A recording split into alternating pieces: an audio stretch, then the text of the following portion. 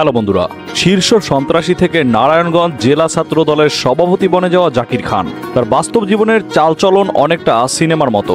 তৈমুর আলম খন্দকারের ভাই নিহত সাব্বির আলম হত্যা মামলা সহ একাধিক হত্যা ও চাঁদাবাজি মামলার আসামি এই জাকির খান ১৯ বছর ধরে পলাতক থাকার পর গ্রেপ্তার হন র্যাবের হাতে। প্রায় ২ দশক পলাতক থাকলেও তার অনুসারীদের কাছে এখনও তিনি সমান জনপ্রিয়, যার প্রমাণ পাওয়া গিয়েছে আদালত প্রাঙ্গণে। জাকির খানকে দেখতে আদালতের সামনে ভিড় করতে দেখা যায় তার অনুসারীদের। কে এই জাকির খান, কিভাবে এবং কাদের ছত্রছায়ায় জাকির খান হয়ে উঠেছিলেন দুর্ধর্ষ সন্ত্রাসী? নারায়ণগঞ্জ জেলা ছাত্র দলের সভাপতি বনে যাওয়া জাকির খানের রহস্যময় জীবন সম্পর্কে।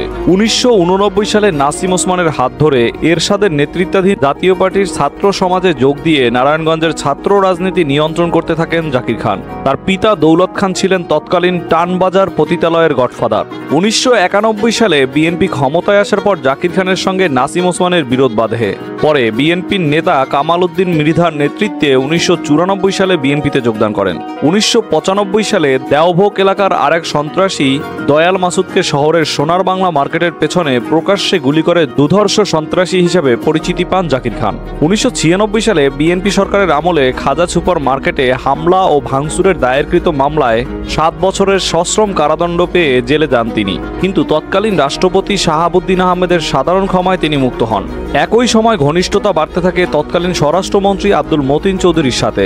দুজনের সম্পর্ক এতটাই ঘনিষ্ঠ হয়ে যায় যে স্বরাষ্ট্রমন্ত্রী আব্দুল মতিন চৌধুরীর নাতি হিসেবে পরিচিত হয়ে ওঠেন জাকির। ১৯৯৬ সালে আওয়ামী লীগ সরকার ক্ষমতায় আসার ৭ মাসের মাথায় কাশীপুর বাংলাবাজার এলাকায় এক ঠিকাদারের কাছে চাঁদা দাবির অভিযোগে দায়েরকৃত মামলায় দ্বিতীয় দফায় জাকির খানের ৫ বছরের সশ্রম কারাদণ্ড হয়। আওয়ামী লীগের ৪ বছর জাকির খান জেলেই কাটান। ১৯৯৯ সালে জামিনে স্বল্প সময়ের জন্য জেল থেকে বের হয়ে জাকির খান জেলা ছাত্র দলের সভাপতি পদটি পেয়ে যান।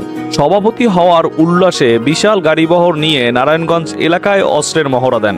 এরপর ২০০০ সালে তত্ত্বাবধায়ক সরকার ক্ষমতায় আসার পর অস্ত্রের মহড়া দেওয়ার কারণে আবারও গ্রেপ্তার হন জাকির খান। ২০০১ সালে বিএনপি সরকার ক্ষমতায় আসার পরও প্রায় ৫ মাস জেলে কাটান তিনি। তৈমুর আলম খন্দকারের ছোট ভাই সাব্বির আলম খন্দকার। এই সাব্বির আলম খন্দকার ছিলেন দেশের গার্মেন্টস মালিকদের সংগঠক বিকেএমইএ এর প্রতিষ্ঠাকালীন পরিচালক ও সাবেক সভাপতি। তিনি সন্ত্রাস ও চাঁদাবাজির বিরুদ্ধে প্রকাশ্যে কথা বলায় ২০০৩ সালের ১৮ই ফেব্রুয়ারি জাকির খানের নেতৃত্বাধীন শক্তি আততায়ীর গুলিতে সাব্বির আলম খুন হন। খনি মামলার আসামি হওয়ায় জাকির খান নারায়ণগঞ্জ ছেড়ে থাইল্যান্ডের সুকুমবিট শহরে আত্মগোপন করে। সেখানে কয়েক কোটি টাকা দিয়ে গ্রেস নামে ৮ তলা বিশিষ্ট একটি 3 স্টার হোটেল কেনেন, এমন খবরও পাওয়া যায়। জাকির খানের বিরুদ্ধে বিভিন্ন থানায় 4টি হত্যাসহ সন্ত্রাস, চাঁদাবাজি, মাদক ও অস্ত্র আইনে ৩৩টিরও বেশি মামলা রয়েছে। থাইল্যান্ড থেকে তিনি বহু চেষ্টার পরে গোপনে দেশে ফিরে এসেছিলেন। দেশে ফিরে জাকির খান ভাটারা থানার বসুন্ধরা আবাসিক এলাকায় আত্মগোপনে ছিলেন এবং গোপন সংবাদের ভিত্তিতেই তাকে সেখান থেকে গ্রেপ্তার করে র্যাব। প্রায় ২ দশক পলাতক থেকে গ্রেপ্তার হওয়ার পরও তার অনুসারীদের কাছে তিনি সমান জনপ্রিয় ছিলেন এবং এখনও রয়েছেন, যার প্রমাণ পাওয়া গিয়েছে আদালত প্রাঙ্গণে। জাকির খানকে দেখতে তার মুক্ত দাবি নিয়ে আদালত প্রাঙ্গণে হাজির হতে দেখা যেত তার অনুসারীদের। বিএনপি নেতা মির্জা আব্বাসকেও জাকির খানের মুক্তি চাইতে দেখা গেছে।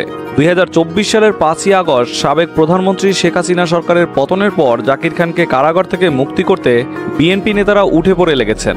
৩৩টি মামলার ৩০টিতেই খালাস পেয়েছেন জাকির। হয়তো খুব শীঘ্রই তাকে পুরোপুরি খালাস পেয়ে মুক্তি পেতে দেখা যাবে। জাকির খান কারো কাছে নারায়ণগঞ্জের ত্রাস, আবার কারো কাছে শীর্ষ সন্ত্রাসী। বন্ধুরা, জাকির খান আপনার কাছে ত্রাস নাকি সন্ত্রাসী তা কমেন্টে জানাতে ভুলবেন না।